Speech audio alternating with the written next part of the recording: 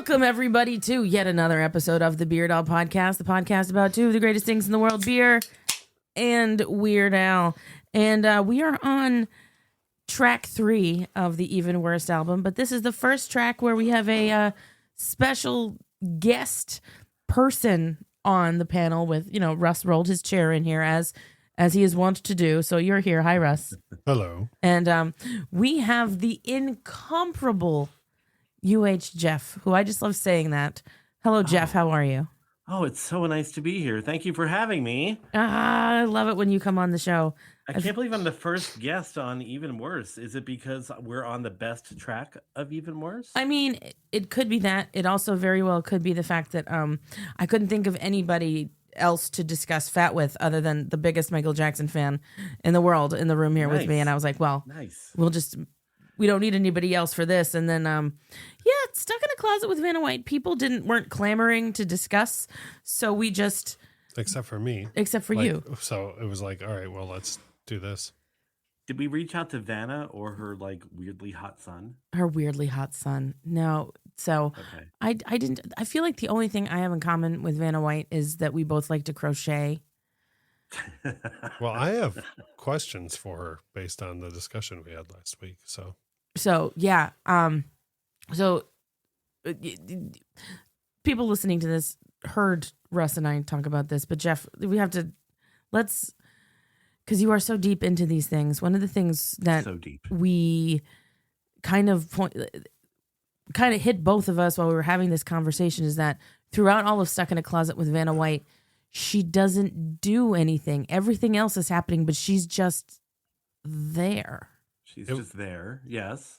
It was like 10 years after hearing the song for the first time, it hit me that everything in the song is out to get Al, and that's creepy enough as it is, but she's also not helping at all. She's not helping. No, including when he tries to buy a vowel, she must not acknowledge it at all, because he then is screaming, come on,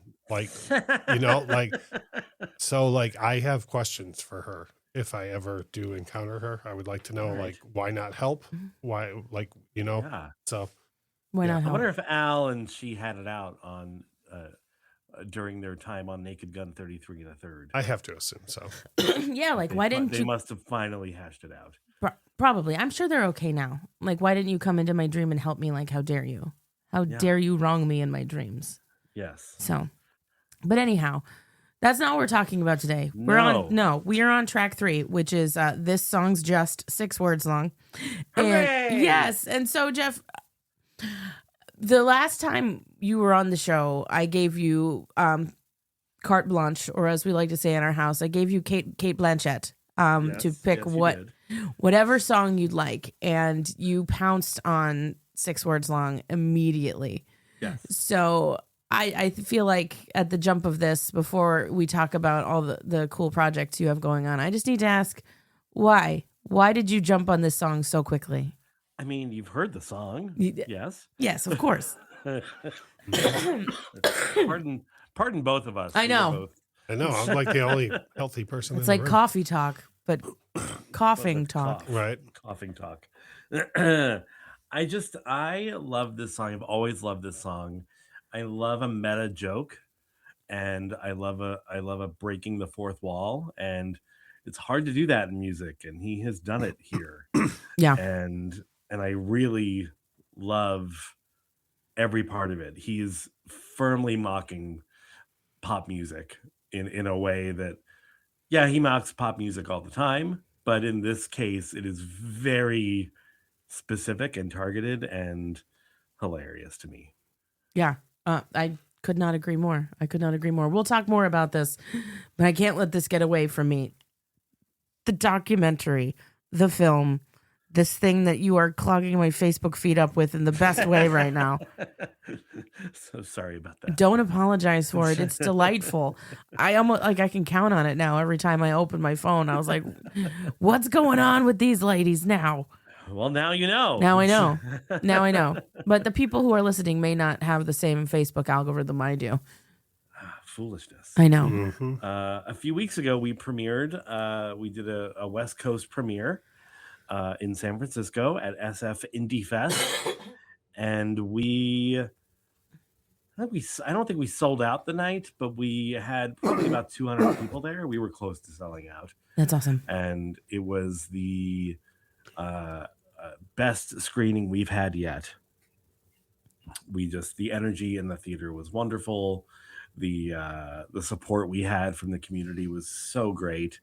Tons of Weird Al fans, tons of burlesque fans, tons of fans of the troupe themselves, Tight and Nerdy, were all there.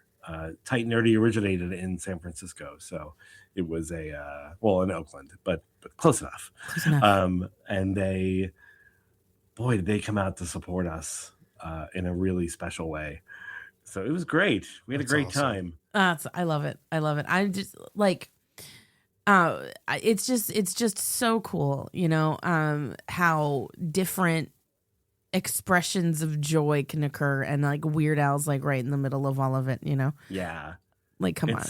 It's a tough news cycle right now, and for any sort of distraction, I think any sort of distraction is welcome, especially one that's sort of brimming with weirdness and fun and humor. Yeah. And love. Yep. That's so beautiful. Yeah, that's what we all need more of. And again, thank you for clogging up my Facebook feed with that. I truly have curated my feed to show me the things that I want to see that make me happy. So yeah, same. It's been a hard couple of weeks, as you know, but it's been like, I'm just like, head down. We're having fun here if you want to look at it. Yep, that's it. Yeah, right. You know what? And sidebar to that, like, and Lauren knows this, like, people, when you're trying to promote something creative and something that you've worked on, or even something good that you're putting out in the world, people will be really quick to come down to, I saw that, man. You put that in my feed a lot. Oh, I almost had to snooze you. And it's like, Yeah. but the same people will, like Lauren knows this. It is mind-boggling to me that the term doom scrolling even exists and is used like casually, like, that people just say that, like, oh yeah, I just sat on the couch and doom scrolled last night. And it's like, you openly invite that type of thing into your mind regularly, and then have the nerve to turn to your friends and say things like, hey, stop showing me that positive thing too much. You know what I mean? Stop spamming me.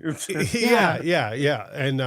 And of course, I mean, I know that is not at all what Lauren was saying, but but I have had people say that to us about like what we're doing in Jacksonville, like with all the positivity and the things that we're doing here. And people say that like, oh man, I almost had to mute you guys for that. And it's like, really? But like, you sought out all the negativity to engage with. In the way of my misery. Yeah. Like, sorry you had to scroll past the positivity we were trying to put out there in order to find something to wallow in. Yeah. Right. But yeah, like I've told Lauren this a million times. Like if even 10 years ago, if I had been scrolling Facebook and had something this wonderful come into my Facebook feed, I would have been like, everyone stop what you're doing. I need to tell everyone about this, and so like, I'm more power to you, Yeah. I appreciate that. Thank you. So, we're having fun. it's, as you should be. Like, this is delightful. Before we get into the song, I feel like I need to tell you this, and then we will start talking about 6 words long in earnest. When y'all did the calendar with all the show gals, Tight and Nerdy, all of them, and it was wonderful. It was in the kitchen for the entirety of 2024. Yes. And then one of the last times that we spoke, I had to tell you that how was I supposed to do 2025 without another one of these calendars? So I got a cartoon calendar. It was butts on things. Yes. So, right. It was just cartoons of butts on things. Yes. And I feel like you need to be updated as to what is in the kitchen now for 2026. Yes. I'm ready. It's nature's wieners. So it's like mushrooms and trees and rock formations that all look phallic in nature. Mm-hmm. this is my kind of kitchen. Yeah. I gotta Right. Yeah. say.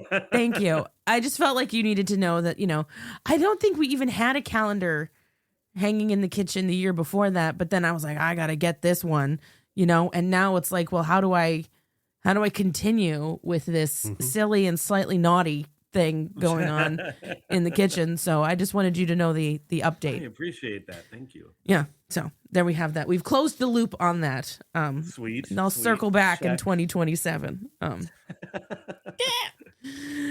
All right. So on to this song's just 6 words long, which is a parody of the George Harrison version of Got My Mind Set on You, which is a cover of a James Ray song from 1962, which I didn't know that the George song was a cover for quite some time. Which I was, I didn't. Did you know that, Jeff? Did you know that the Harrison song was a cover? I did. The only the only modern song that he really parodied on this album was Fat, or was Bad. Yeah. Yeah, right. Everything else is, hundreds of thousands of years old. Right. Well, no, like when I was a kid, I mean, obviously I knew, because it was, I don't want to say big news, but in the music industry, it was like constantly talked about that both Tiffany and Billy Idol had hits, both with Tommy James hits. Like that was that was like a big thing. It was a thing. And then obviously La Bamba, with the movie being such a big hit and whatnot, everyone knew that. But what's weird, and I told Lauren this because I look at Casey Kasem almost as a third parent. Like he taught me almost as much as my parents did in life. Like he's the reason why, and bless Lauren in life, she puts up with this more than anyone. Casey Kasem is the reason why I can't have a normal conversation with anyone without saying like if you and I were standing in Target and we didn't know each other and any song was playing above, at some point I will say, do you know who produced this? Or do you know what this was written about? Or whatever. Like it's because Casey Kasem with the bumpers all the time, right? Like coming in and out of a song. You know what I mean? Telling you every single detail about everything, right? And I do not ever recall him like ever saying anything about the Harrison song being a cover. And like of course, the age I am, like you would watch MTV constantly, and there were 2 different versions of the Got My Mind Set on You video. I remember both of those clearly. I don't ever remember. You rely on your VJs for this type of news. Yes. I do not. I didn't know it at the time, but it took me many years to figure out or to learn. Well, and I told Lauren what's silly how I came into it is, how like modern movies a lot of times will use a song and they'll do almost like a retro cover of it. Like they'll have a new artist do like an old timey sounding cover. Yes. So there's a film called Last Night in Soho from like, I don't know, 5 or 6 years ago. Okay. And it starts out with what I feel so dumb. What I thought was a modern artist doing an old timey cover of Got My Mind Set on You. And I was like, wow, this is a really rad cover. And then I looked it up and I was like, oh no, I'm dumb. Like I was like, this turns out this is not an old timey cover. This is an old timey original, and I'm dumb. Well, so that's how I came into it, though. Like, no, we're just learning. Yeah. So yeah, I mean, we are just learning, and I feel like, what Al did with this particular song is, I mean, I'm going to say this right at the jump. It's a very one-note joke. But done so well, right? Differently, though. No, and that's kind of the brilliance of it, right? The fact that it doesn't go anywhere at all with it. Yeah, he's leaning into this bit. But it does build on itself. It's like we're I have no lyrics. Now it's a solo. Oh God. Like it's almost like he's getting more desperate as the track goes. I love it so much. Yeah. Oh God. Oh no, me too. I feel like so I, and the thing for me, okay, is that I didn't occur to me how repetitive the George Harrison song truly was Right. until it gets pointed out like this, and you're like, oh my God, you're kind of right. Like there's not much lyrically to this. And you know what's funny is because Al's Al, I don't think his intention ever would have been to like ruin it. You know, like I don't think it was like, oh, I'm gonna, you know, like look how, you know. And what's funny is this in no way ruined my love for the original. Like like I was able to be like, oh wow, yeah, holy crap, that does repeat a lot, you know. But then like every single time I've ever heard Got My Mind Set on You since then, I'm always like, hell yeah. Like as soon as it starts, I'm like, man, I love this song. Like, you know, great song. Yeah. It's a great song. Yeah. You know what I mean? Like it's in no way diminished my love for the original, other than I will never not say, I know I could find a good rhyme here. Like whenever the George version is on, I will always say that part. Yeah. Like always. So good. Yeah. It's that Right. might be that joke. There's a few Al things that like, and Lauren knows this, that like in public I will always say, like if we're ever anywhere in public and like the original song is on, like for whatever reason, you know, like again, if you're just in Target, for whatever reason the original song is playing. no I mean like when you hear like the common stuff, like if you're in Target and you just hear like a common song that Al has done that like wasn't a single. Right, like this, like most people don't know 6 words long, right? But you will hear "Got My Mind Set on You" in public, right? Yes. There's like I will always say like I know I could find a good rhyme here, and like no one will know what I'm talking about. One of the other ones, and you've heard this a million times. I will never not say "blow Fetty" in public whenever like you know like but in this you should. oh yeah, and people are always just like in this day and age, people are always like, did he just say blow Fatty? What? You know, I'm always like, no, never mind. It's it's a joke. It's not for you. No, it's not for you. That wasn't it, you sir. But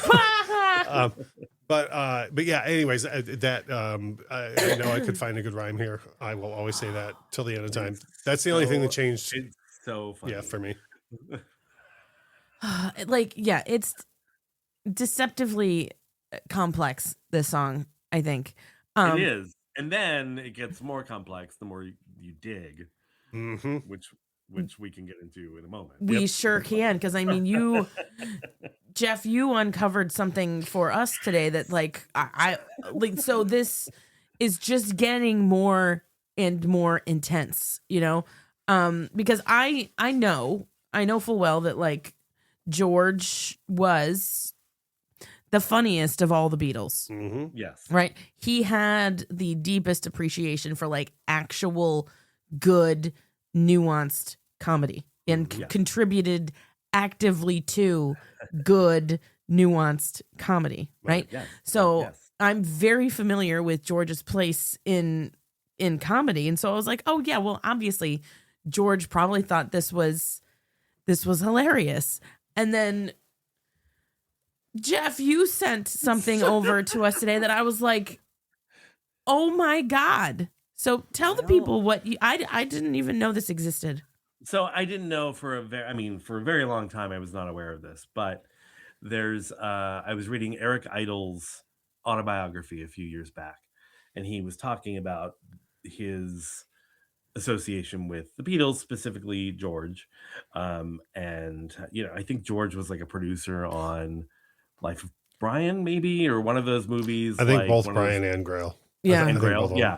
So like, you know, they worked together for a million years, and Eric Idle's talking about being in a George Harrison video called This Song and how silly it was. And I was like, this song, what is this song? Right. So I went and looked up, went and found the video, and I was like, what the goddamn hell is this? I was like, wait a minute. There's another layer to this song's just 6 words long. And I've got some of the lyrics here, if you don't mind me. Go for it. Yeah. Sharing. So the George Harrison song called This Song starts off as, This song has nothing tricky about it. This song ain't black or white, and as far as I know, don't infringe on anyone's copyright. So this song will let be. The song is in E. The song is for you and me. This tune has nothing bright about it. This tune ain't bad or good. And come ever what may, my experts tell me it's okay. This song came to me unknowingly. This song could be you. This song could be Sugar Pie Honey Bunch. No, sounds more like Rescue Me. This riff ain't trying to win gold medals. This riff ain't hip or square, well done or rare. May end up one more weight to bear. So it's this song. I love it. About this song. That's just so wild. Like, and then when I listened to this song, yes, this song, earlier today, because I knew that George had, some legal issues with, My Sweet Lord sounding like he's so fine, and all that stuff. And so I was like, oh, that's where this is coming from. So I'm not infringing on anybody's copyright, right? Right here. I'm then took some time. I was like, okay, what did people think of this song by George, like when it came out? And somebody from Record World said, what if every time you wrote a song, you had to run it through a computer to test its originality? That's the theme here, inspired by George's legal rift. The bright sound could make it his biggest hit yet. I'm like, well, okay. But boy, I'm glad that's never going to be a thing, huh? Yeah. Where we have to where we have to run music through. Wait a minute. Actually, Russ, I want to wait a minute. Oh boy. Things are about to be awkward. No. Yeah, right. So, boy, if the news that I got my mind set on you as a cover, I'm about to learn something way worse, I think. Could it be even worse than that? Oh boy, good one. Oh, even worse. Oh. Even worse. Zing. Oh, zingo. So yeah, and of course, knowing what a big Beatles fan Al is, like, he had to have heard that George song. Oh yeah, this was not an accident. This was not an accident. Absolutely not an accident. And it's one of those things where you look at this parody of Got My Mind Set on You, and on the surface, it's a very clever, I think, parody of, like we said, it's pop culture being poked in a very meta way. But then you dig deeper, and there's this thing that, like, Al never talks about. There's no mention of it anywhere. It's just left for us to discover decades later. It's I love that. Of course, I'm certain, people brighter than myself have had learned this years ago, but not me. Well, it's not even like a brighter thing. It's like what you have the bandwidth to, like, discover and come across, right? Yeah, what you're exposed to as a child growing up, like, George Harrison was before my time, that era, I should say, obviously. But learning this new level, like breaks my brain in a way of, like, he's almost doing a style parody in his lyrics during a regular parody of this song, and I don't know that he's done that before or since. Yeah. No, I it's like a 4D chess of a song. It is. Yeah. It really is. In the craziest way possible. Like, this, there's a lot to unpack with this song. Yeah.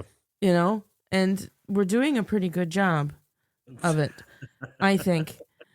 This is one of those things that I've told you so many times. I think I said it during the Vanna White episode too, where if Al ever hears something like this, he's either going to be like, wow, that's amazing that they're getting that, or he's going to be like, you people have too much time on your hands, like one or the other. Why can't it be both? Yeah. Well, we're going to make it Schrodinger's Al,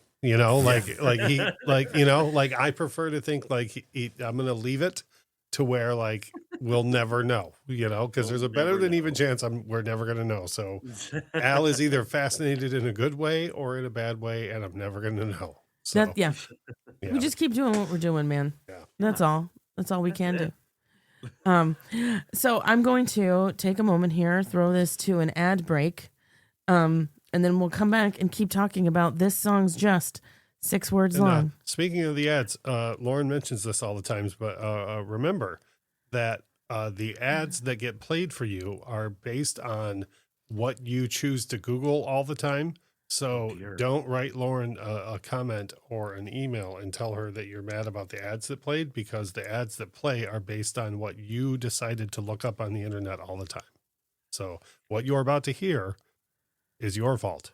Yeah. Have fun reaping the consequences of your actions. Yeah. Bye. See you in a minute.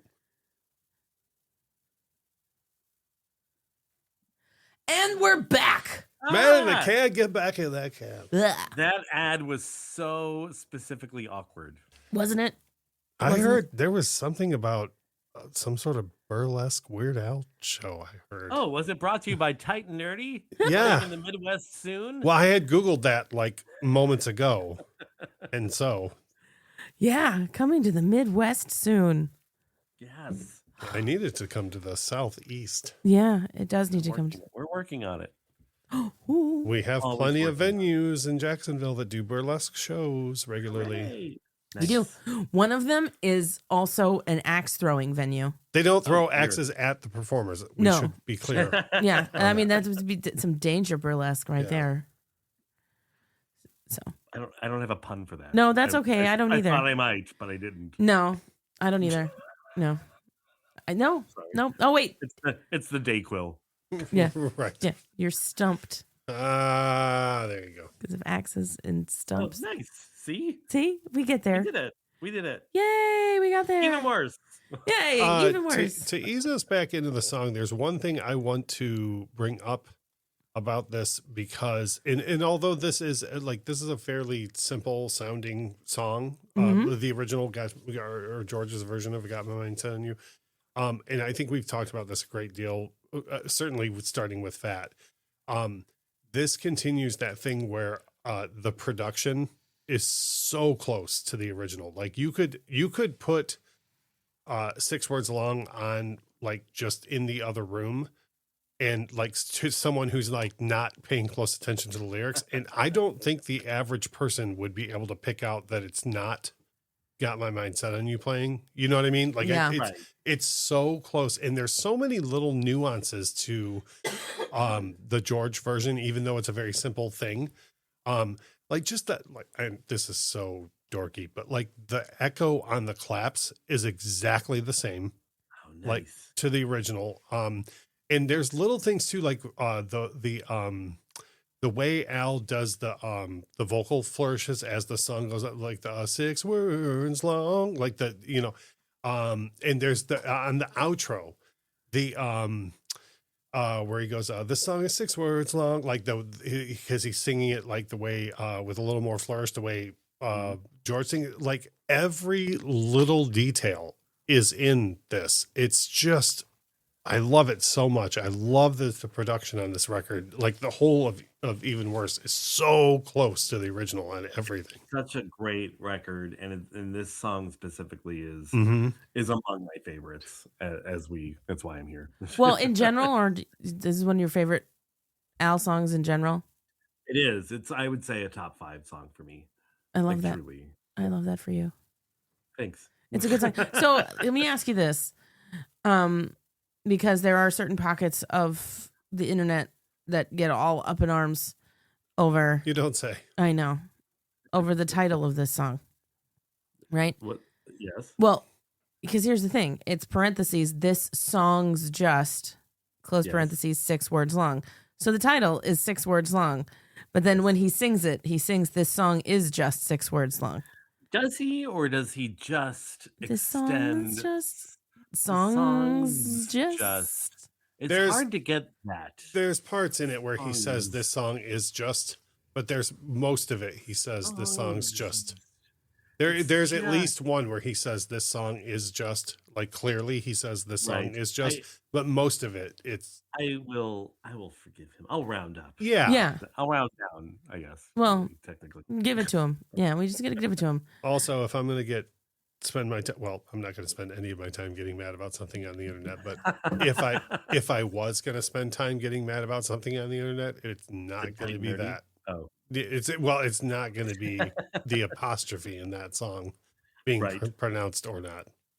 She showed me that I know what discussion you're talking about. You showed me that. Like, this is like 3 years old. I don't forget. She like leaned over on the couch and showed me that. Mad. Yeah. And I literally leaned over to her. She showed me, and I was like, please close your phone.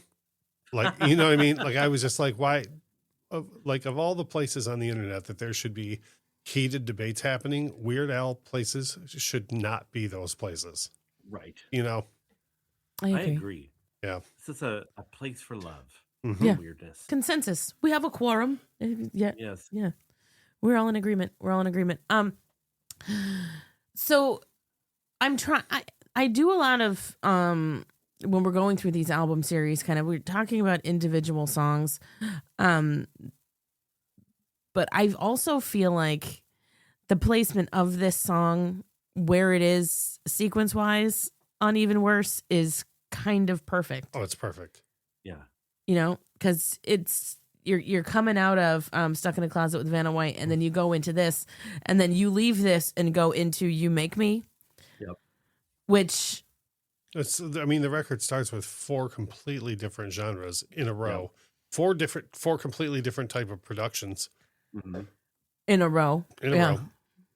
I mean, it's and then and arguably 4 wildly different jokes. Yeah. In a row. Yeah. You know, I mean, it's come on. It's so funny. And this is, go ahead.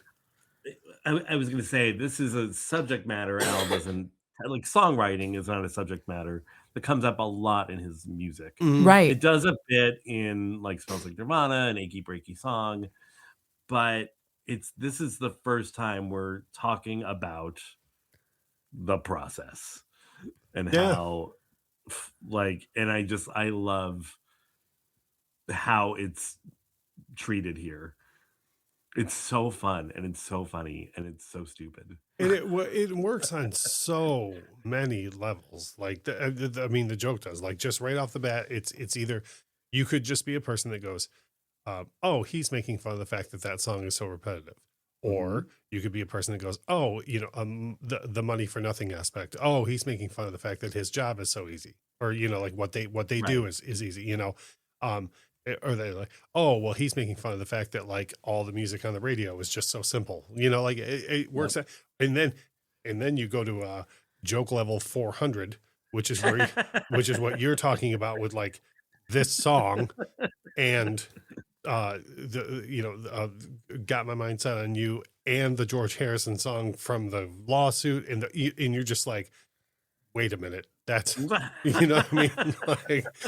like the fact that Weird Al pulled the pin on a joke grenade that long ago, that is still laying around rooms and has not exploded for some folks yet. Yeah, it's crazy. Yeah, that's amazing, and it's genius. I mean, yeah.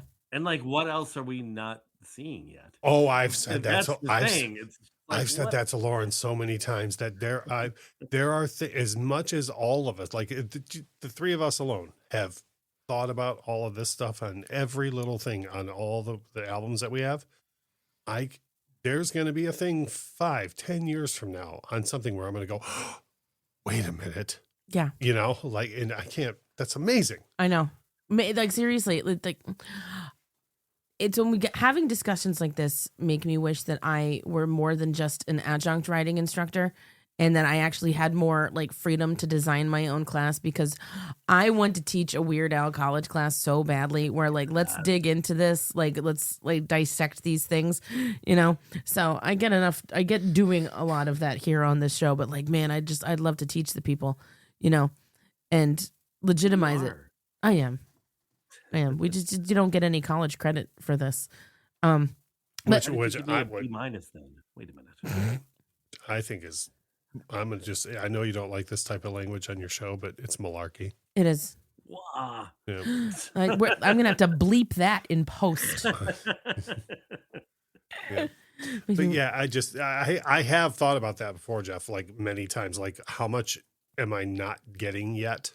Yeah.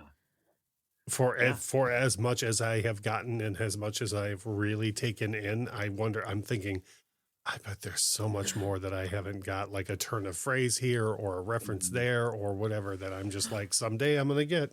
Like, it's like, I've talked about these two things here before, but I feel like they kind of fit into where we're going with this. Number one is, it's probably about six or so years ago. I'm driving along listening to Weird Al, as one does, and I'm listening to I Want a New Duck, and I finally got the get down joke. Oh yeah.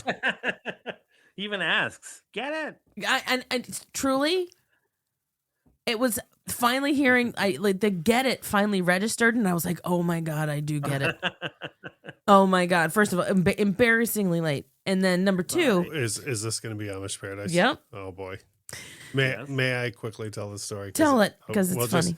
So I promise I'll cut this story way down, but I saw Pulp Fiction, and this is real, 28 times in the theater the year it was released.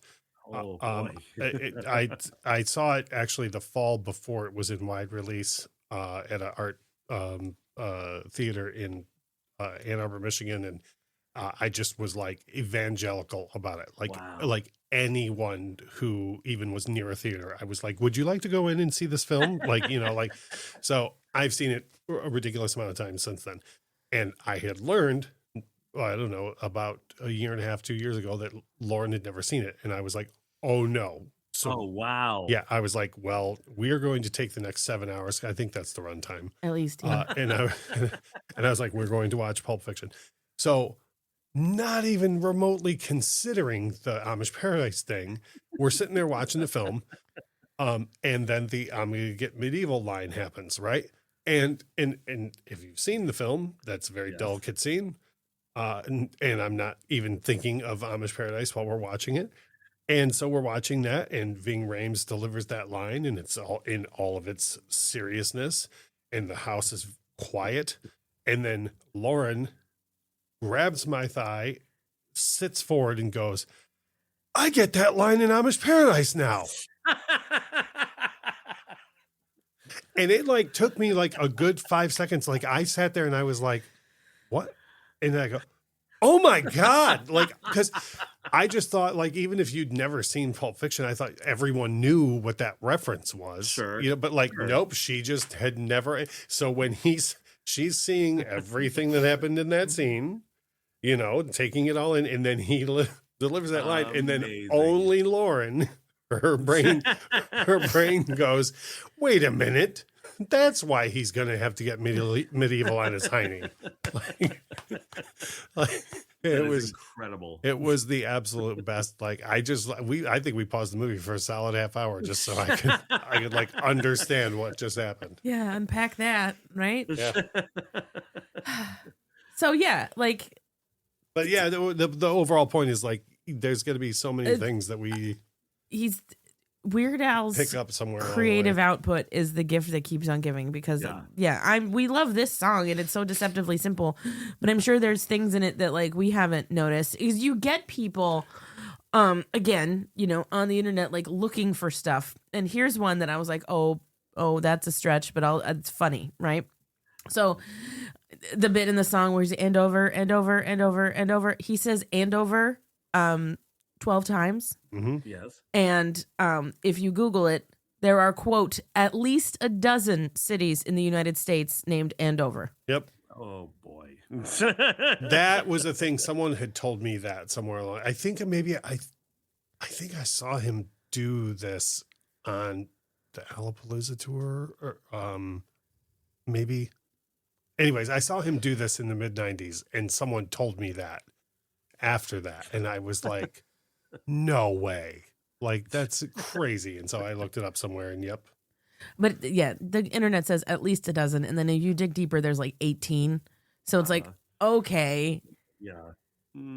That's a stretch. So it is a stretch. Hat on a hat, as they say. A hat on a hat. But you get, people look for stuff and it's like, well, whatever. I'm down. Yeah. I'm super down for it. Anything else specific that you want to make sure we talk about with this song? I don't want to belabor any points or anything, but like anything we need to get out.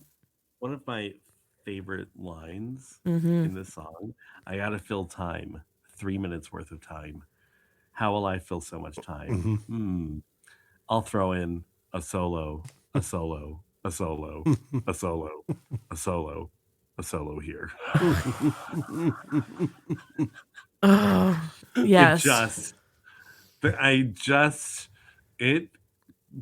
Everything about this song kills me. Yeah. It's just like just like what you were talking about, like you really need words, a whole lot of rhyming words. Like you're just like, he just keeps saying those, like, here's what I need, and a whole lot of that, like, you know, like I'm gonna throw in a solo. Yes, a solo. Yes, a solo. Like, you know, like he's like trying to convince you and him that it's a good idea to put this in, and hold on, it's gonna go right here. No, it's gonna be right here. Like, yeah, oh, it's just so brilliant. Like, it's so brilliant. I know we talked about it already, but like, I know if I put my mind to it, I know I could find a good rhyme here. Oh my God, I know I could find a good rhyme here. And you know what? You know what's fun is I rarely I can rarely see a very good Weird Al joke. Like upon first listen, I can rarely see the very good Weird Al jokes coming. And when I first heard this song, I knew he was going to say that. Like, I knew he wasn't going to say, I know I can do it. Like, as soon, right when I was I was like, I know he's not going to rhyme this right. And it still killed me. The first time I listened to it, I almost fell out of my seat in the car.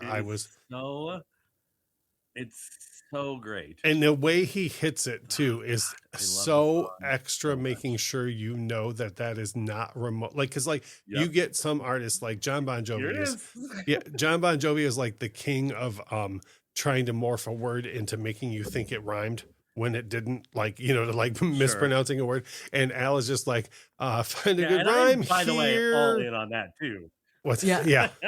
Yeah.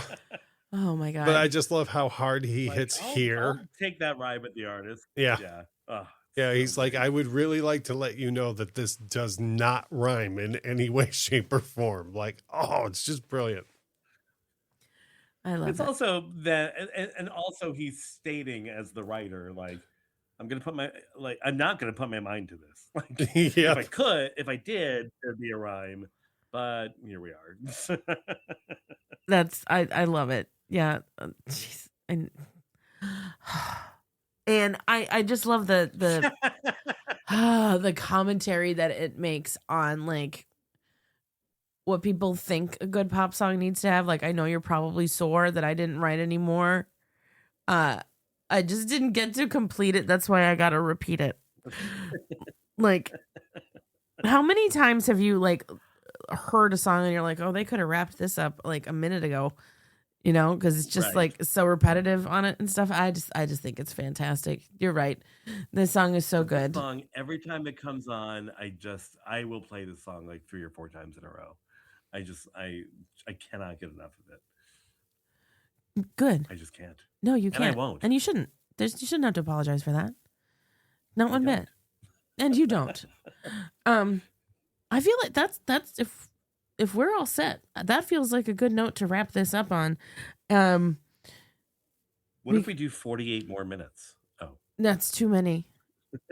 That's too many more minutes. Too many minutes. That's too many minutes. We've I'm so, just sidebar, I'm so excited for and this is many episodes from now, but my son is going to be in town, and Lauren and I are lining up an episode of we're going to do an episode with him about Twister, and we're talking about how many different ways we're going to labor that episode to be longer because the song is so short. It's going to be great. Perfect. Yep. Yeah, it's going to be like 4 potty breaks in the middle of this. It's going to be ridiculous. So, Jeff, just so you can give people whatever specifics you may have, know that the listeners of the Beard Out podcast are hearing this episode for the first time on February 27th. So, Oh, hooray! What? You mentioned the whole Midwest situation. When's that happening? Where are we going with this? I do have a Midwest situation happening. I mean, don't we all? Right. Yes. Midwest situation. Tight and Nerdy is playing the Omaha Film Festival Thursday, March 12th Ooh. at 8:25 p.m. We are also playing the Lake County Film Festival about an hour north of Chicago on Sunday, March 15th and Sunday, March 15th and then Saturday, March 21st. Nice. And then we'll be in Beloit, Wisconsin Ooh. towards the end of March. I don't have a full official date yet. Well, But it might be 1 month from today. Who knows? who the heck even knows? Who knows? I like that they're sending you to all the warm places in the winter. Yes. Yeah. Yes. So great. But tightandnerdymovie.com, you can get all the info there. I love it. Come on over, please. I'm so excited. And I'll tell you what, man, if you make it down to my neck of the woods, I will make a freaking thing of it. I love that. Thank you. You know how much We're trying to creep over to the We East could Coast. like easily help them get booked into many venues here. Like, no, Yeah. for real. I know. Like They easily. need to be it has to be a film festival. That's what our rights cover currently. Oh, Okay. Yeah. Yeah, we could look into that though. Yeah. I'm sure They're St. in charge. Augustine. I'm sure St. Augustine have some sort of film festival. We'll look. Yep. We're gonna find out. I love it. I'm so excited. I'm so excited for this. Take them on tour. It's fantastic. I mean, it's so fun. I love it. Oh, bringing joy to the world. Trying. What is it? Be kind, bring joy, repeat, and that's what we're doing. Yes. And we all need shirts.